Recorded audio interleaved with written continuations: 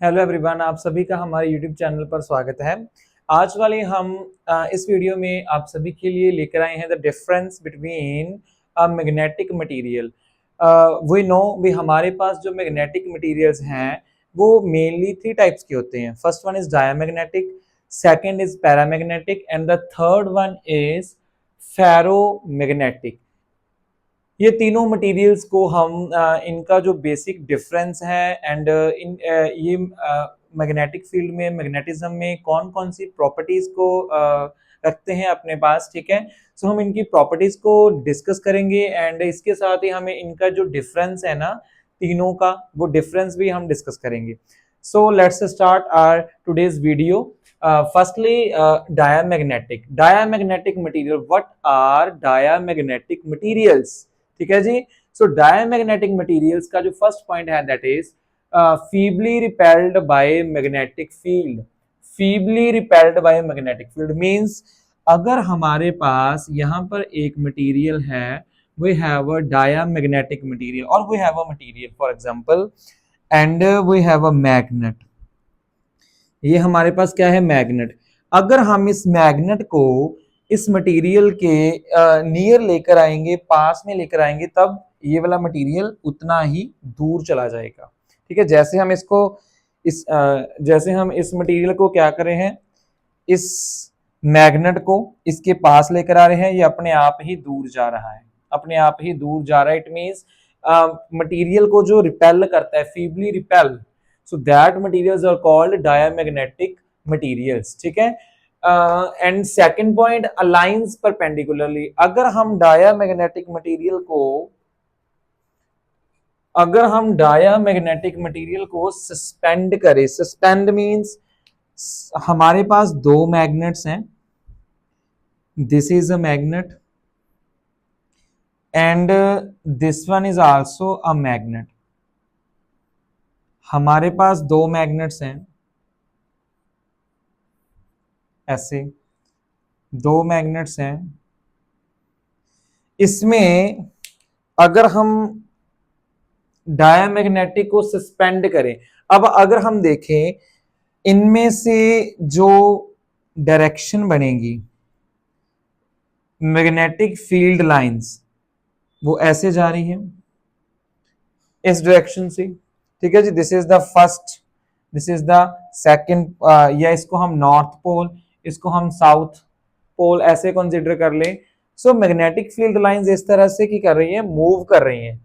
अगर हम diamagnetic material को यहां पर सस्पेंड करें तो वो मटेरियल अपने आप ही इस डायरेक्शन में अलाइन हो जाएगा, यहां पर एंगल बनेगा 90 डिग्री। सो अगर हमारे पास दो मैग्नेट्स हैं इस तरह से, वो और जो मटेरियल है वो मटेरियल वो इस तरह से क्या हो जाएगा, सेट हो जाएगा अपने आप। So that materials are called diamagnetic materials. Third one है इंटेंसिटी ऑफ मैग्नेटाइजेशन आई, उसकी वैल्यू हमारे पास नेगेटिव होती है डायमैग्नेटिक मटेरियल में। एंड फोर्थ पॉइंट है B lines becomes less denser. Magnetic field lines इसमें क्या होती हैं, less denser. Less denser it means अगर हमारे पास ऐसे कोई मटेरियल है, ठीक है, अगर हमारे पास ऐसे डायमैग्नेटिक मटेरियल है और जो लाइंस मूव करेगी, लाइंस ऐसे मूव करेंगी, मैग्नेटिक फील्ड लाइंस इससे दूर दूर रिपेल करेगा, क्योंकि ये रिपेल कर रहे हैं। So because of the repulsion produced by this diamagnetic material, magnetic field lines क्या हो रही है, मैग्नेटिक फील्ड लाइंस की डेंसिटी इसमें डिक्रीज हो रही है। मैग्नेटिक फील्ड लाइंस आ रही है, ये उसको ऊपर वाली को ऊपर एंड नीचे वाली लाइंस को नीचे की तरफ क्या कर रहा है, रिपेल कर रहा है। Because of this repulsion density decrease हो जाएगी। अगर डेंसिटी डिक्रीज हो जाएगी तो इसमें ये डेफिनेटली रिपेल करेगा। ठीक है जी। सो इसमें मैग्नेटिक फील्ड लाइंस की डेंसिटी क्या होती है, डेंसिटी लेस होती है। एंड आई की वैल्यू हमारे पास लेस नेगेटिव 0.1 नेगेटिव आ जाएगा हमारे पास, माइनस ऑफ 10 पर समथिंग आ जाएगा। ठीक है जी, स्मॉल नेगेटिव। एंड नेक्स्ट है magnetic susceptibility chi M, small negative. ये भी हमारे पास क्या होगी, नेगेटिव होगी। इसका ऑर्डर क्या होगा, 10⁻⁶, 10⁻³ जो इसकी वैल्यू है वो ऐसे वेरी करेगी 10⁻⁶ से 10⁻³ के बीच, ठीक है, एंड उसकी वैल्यू नेगेटिव होगी ससेप्टेबिलिटी की। एंड उसके बाद हमारे पास है रिलेटिव परमेबिलिटी। रिलेटिव परमेबिलिटी जो है, रिलेटिव परमेबिलिटी की वैल्यू भी 1 से लेस होगी, इट मींस नेगेटिव होगी, स्मॉल नेगेटिव। ससेप्टेबिलिटी के बारे में अगर मैं आपको बताऊं, ससेप्टेबिलिटी का जो फॉर्मूला है chi m is equals to I upon H.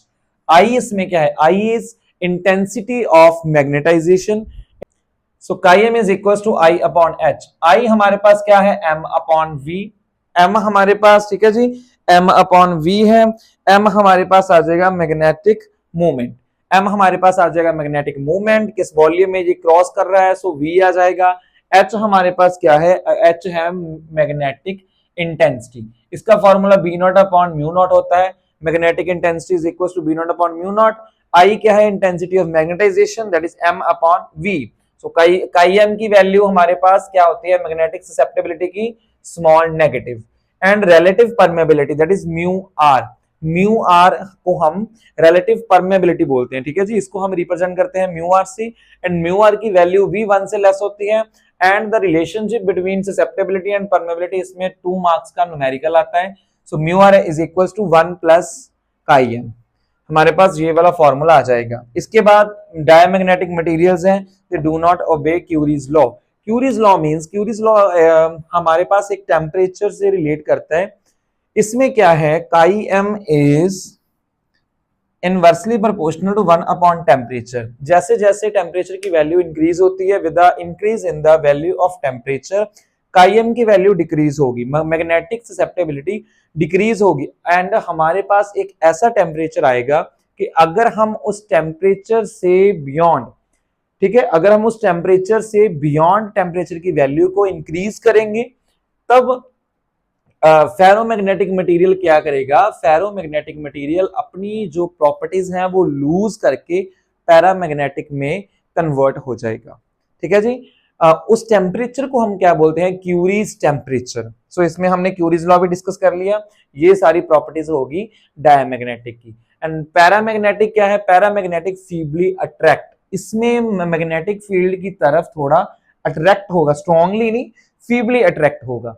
And second point is aligns slowly parallel to B.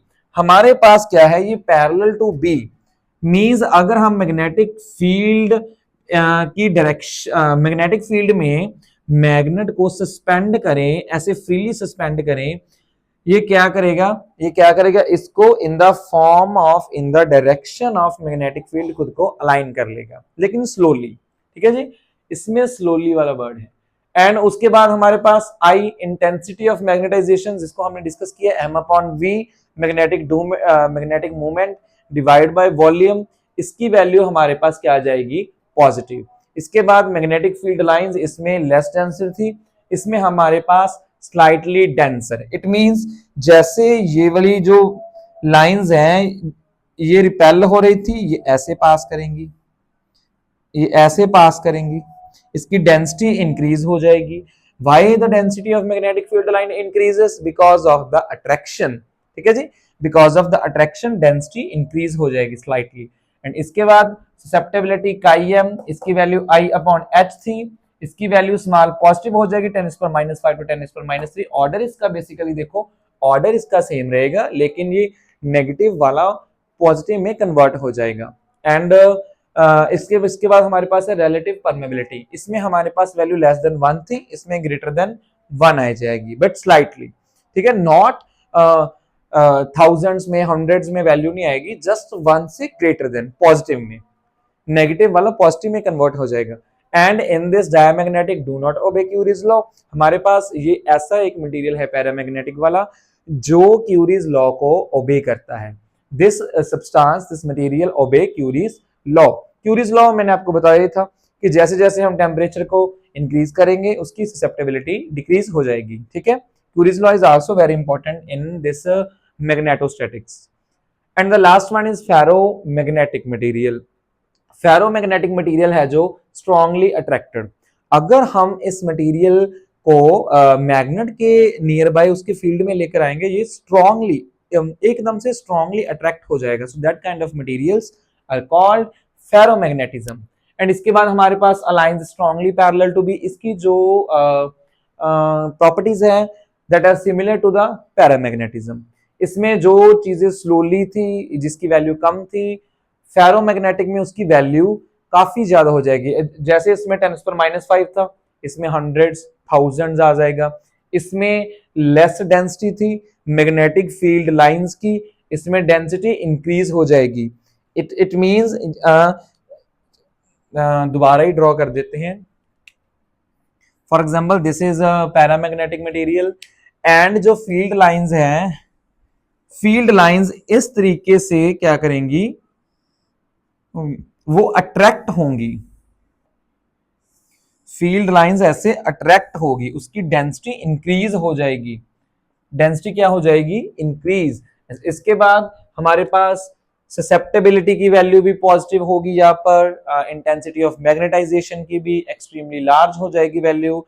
And ferromagnetism do not obey Curie's law. Why this do not obey Curie's law? Because अगर हम temperature increase करते हैं, एक particular value fix होती है कि अगर हम इस टेम्परेचर की वैल्यू से ज्यादा टेम्परेचर इंक्रीज करेंगे, so in that case ferromagnetism अपनी प्रॉपर्टीज को लूज कर देगा and it behaves as paramagnetic material. So this law is very important, Curie's law and Curie's temperature. इसकी डेफिनेशन हमको पता होनी चाहिए। एंड जो हमारे पास एमसीक्यूज आते हैं, ठीक है जी, ये सारी प्रॉपर्टीज में से हमारे पास मेनली एमसीक्यूज आते हैं। एमसीक्यू किस फॉर्म में, जैसे magnetic susceptibility for paramagnetic material is less than 1, greater than 1, is equals to 1, या -1, +1, 0, इस तरीके से हमारे पास ऑप्शंस होती हैं।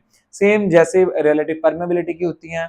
सो मेनली हमने क्या करना है, आई वाला पॉइंट एंड म्यू आर वाला पॉइंट एंड काई एम वाला पॉइंट, ये तीनों पॉइंट्स को इन तीनों मटेरियल्स के लिए हमने ध्यान में रखना है। और बाकी जो इनकी डेफिनेशंस है, ससेप्टेबिलिटी, परमेबिलिटी, ये 5 डेफिनेशंस हैं, इनको हम नेक्स्ट वाली वीडियो में डिस्कस करेंगे। तब तक के लिए आप अपनी पढ़ाई अच्छे से करें and thank you so much.